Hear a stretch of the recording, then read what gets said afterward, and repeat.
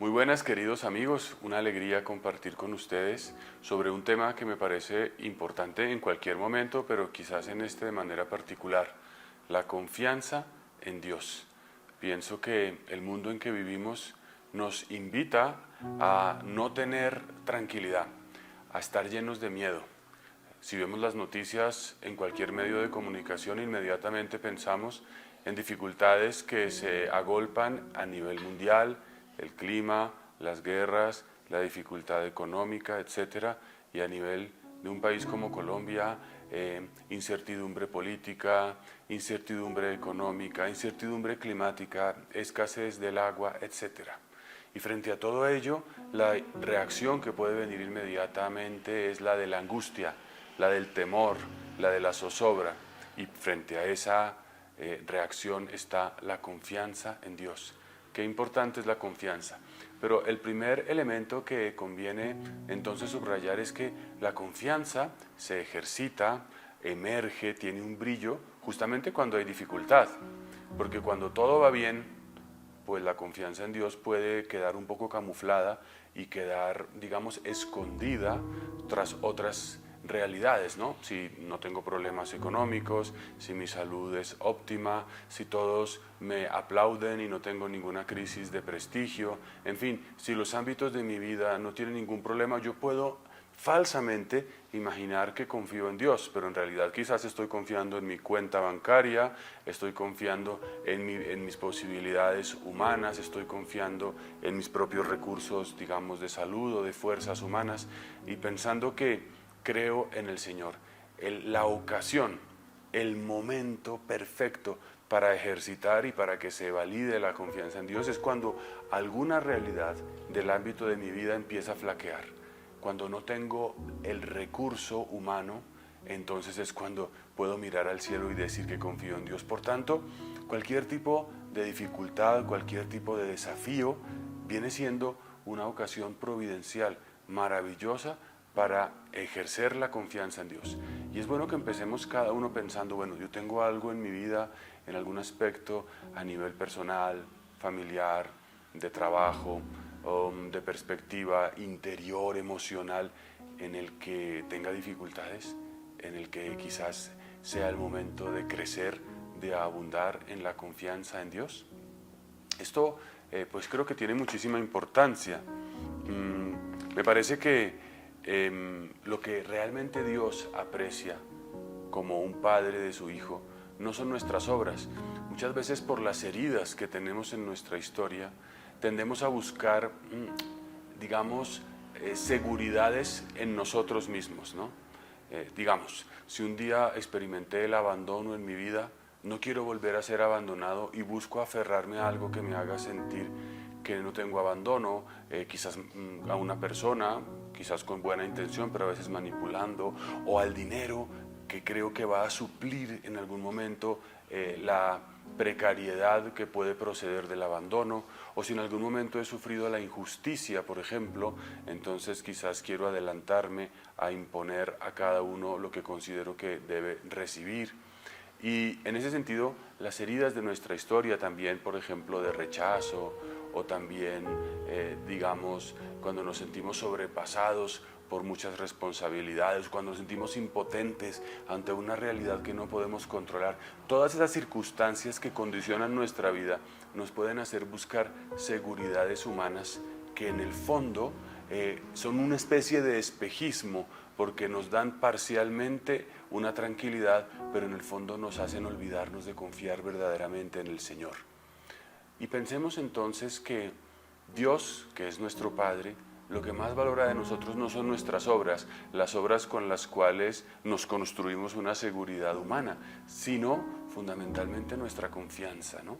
Si tú tienes un hijo o una persona que está a tu cuidado, ¿qué te conmueve más? ¿Qué te, digamos, subyuga más? ¿Qué te somete más, si se puede hablar así? Un padre que ve a un niño pequeño y que ve que ese niño quiere ser autosuficiente, independiente y no necesitar de nadie, o un padre que ve que su hijo confía, no con una especie de dependencia malsana o, digamos, manipuladora, sino el que realmente ama tanto a su padre, que lo espera todo de él y por eso se abandona en sus manos. Esa actitud del niño ante su padre es la misma que Dios espera de nosotros. Nosotros podemos ganar, por decir así, el corazón entero de Dios cuando confiamos en Él, porque por muchas que sean nuestras obras, nuestros triunfos, nuestros títulos, eso ante Dios no significa nada. Dios es el creador del universo entero, no necesita de nuestras obras, no necesita de nuestros triunfos, Él ya tiene todo.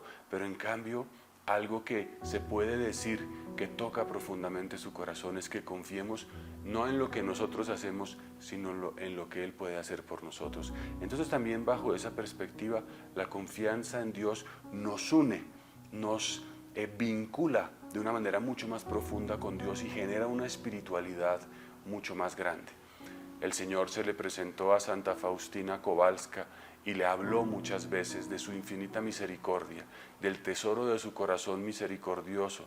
Y si la misericordia es el movimiento de Dios hacia la criatura, en el que quiere derramar y mostrar que tiene un amor gratuito, que ningún pecado, que ningún obstáculo, que ninguna realidad es insuperable, podemos decir que lo que esa misericordia infinita espera de la criatura es una confianza absoluta. Y ese sería el movimiento de ida y vuelta, de Dios hacia la criatura, la misericordia, y de la criatura hacia el Creador, la confianza. De hecho, la frase que mandó el Señor a inscribir en esta parte baja del cuadro del Señor de la Misericordia, que quizás todos conocemos, es: Jesús, en ti confío.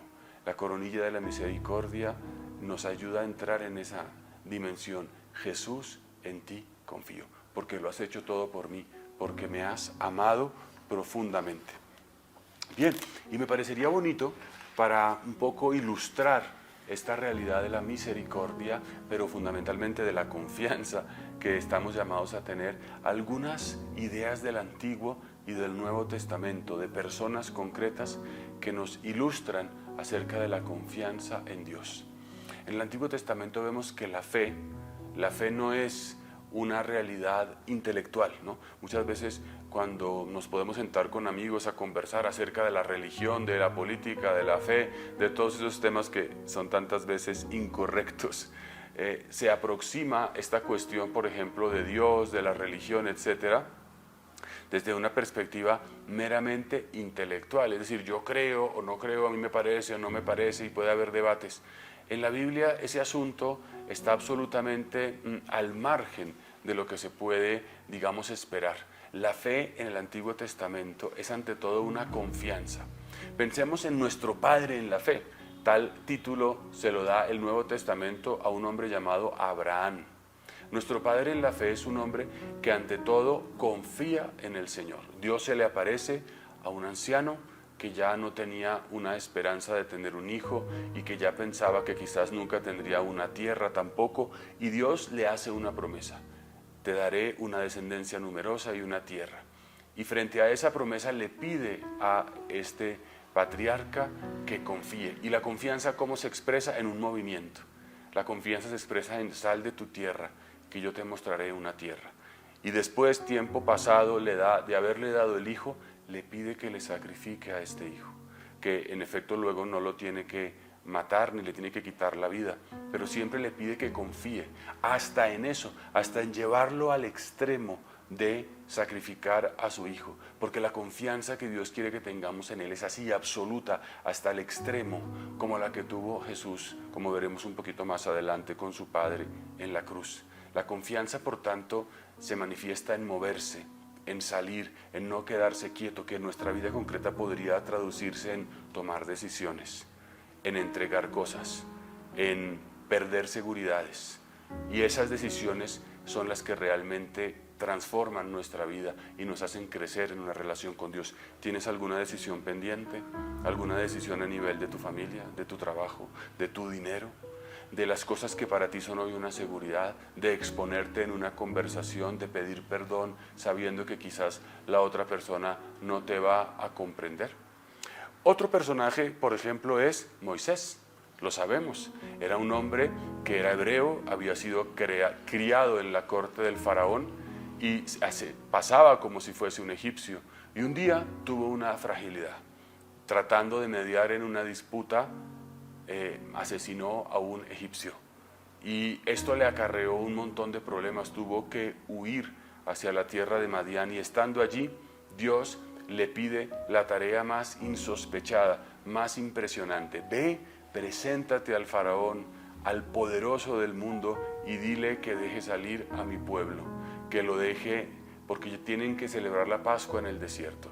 Es una cosa impresionante la confianza que se le pide a Moisés para abordar tareas humanamente imposibles, pedirle al gobernante todopoderoso, entre comillas, de aquel momento, que le diese una licencia a un pueblo que este gobernante odiaba. Y sin embargo Moisés confía, y esa confianza no es una cuestión de un día. Luego de sacar al pueblo y de creer en lo que Dios le decía, haciendo prodigios delante del faraón, tiene que soportar durante 40 años hasta el umbral de la entrada en la tierra prometida a este pueblo que renegaba, que se quejaba. Una confianza entonces que se prolonga a lo largo del tiempo. La confianza no es un acto puntual, no es un acto simplemente de un momento, sino es una manera de vivir. Y esto también es impresionante, la confianza en el último momento de la vida de Moisés, que se expresaba en que alzaba las manos en oración de intercesión y el pueblo vencía a los enemigos entrando a la tierra prometida, y cuando la bajaba, en cambio, era vencido. Una confianza que consiste en saber que todo viene de Dios, no viene de las fuerzas humanas. A mí me parece que es precioso considerar ya, por ejemplo, el Nuevo Testamento y en concreto la vida del Señor Jesús, de los apóstoles. Yo, orando un poco para tener algunas ideas para compartirles, recibía pues en mi memoria algunas imágenes que quisiera poner en su corazón. En el Evangelio hay episodios de confianza y episodios de desconfianza, por ejemplo, ¿no? Sabemos que Jesús tuvo confianza en su Padre. En la cruz misma, con los brazos extendidos, le dijo: Padre, en tus manos encomiendo mi espíritu. No tiene nada, completamente desnudo, maltratado, moribundo, agonizante. Y lo único que tiene es ese espíritu que entrega al Padre. En el momento de la precariedad absoluta, del abandono, del dolor más grande, el Señor entrega lo único que tiene. No lo guarda para sí, se lo entrega a su Padre. La confianza se puede considerar entonces también como un acto de entrega. En tus manos encomiendo mi espíritu. Aun cuando me siento abandonado, aun cuando siento que no tengo nada, dice Jesús, estoy contigo, Padre. Y esa puede ser nuestra referencia cuando veamos un crucifijo, cuando veamos una señal de la cruz. Ahí está el Señor diciendo: en tus manos encomiendo mi espíritu. Y quizás tú y yo lo podamos decir y lo podamos pensar muchas veces: en tus manos encomiendo mi negocio, en tus manos encomiendo mi familia, en tus manos encomiendo mis problemas, mis pecados, mis fragilidades, ¿no? Hay una oración muy conocida de Charles de Foucault, una oración que se llama la oración del abandono y que tiene su raíz justamente en esta plegaria de Jesús al Padre en la cruz. Y esta oración de abandono dice lo siguiente, y es algo precioso: Padre mío, me abandono en ti. Haz de mí lo que quieras. Lo que hagas de mí te lo agradezco. Estoy dispuesto a todo. Lo acepto todo, con tal que tu voluntad se haga en mí y en todas tus criaturas. No deseo nada más, Dios mío. Pongo mi vida en tus manos. Te la doy, Dios mío, con todo el amor de mi corazón, porque te amo. Y porque para mí amarte es darme, entregarme en tus manos sin medida, con infinita confianza, porque tú eres mi Padre. Esta es realmente la mejor manera de expresar la confianza de Jesús en su Padre, que es la que nos puede dar nosotros por el Espíritu Santo. En una ocasión Jesús, dice el Evangelio de Lucas, se llenó del Espíritu Santo porque vio a su Padre cómo obraba y dijo: te alabo, Padre, porque estas cosas las has ocultado a los sabios y entendidos y las has revelado a la gente sencilla. Jesús confía en la manera como su Padre obra. Jesús no es alguien que está forzando las cosas, queriendo controlar a la familia, a la mujer, al marido, a los hijos, diciéndoles lo que tiene que hacer en cada momento, llenándose de angustia, haciendo todo tipo de maniobras para que los demás no se les salgan de su control. En algún pasaje del Evangelio dice que le pregunta a Felipe cuando iba a multiplicar unos panes: ¿y qué hacemos para alimentar a estos? Y Felipe le dice: ni 200 denarios de pan alcanzarían para darle un pedazo a cada uno. Jesús les lanza ideas, los pone a prueba, les da margen para que actúen, para que decidan.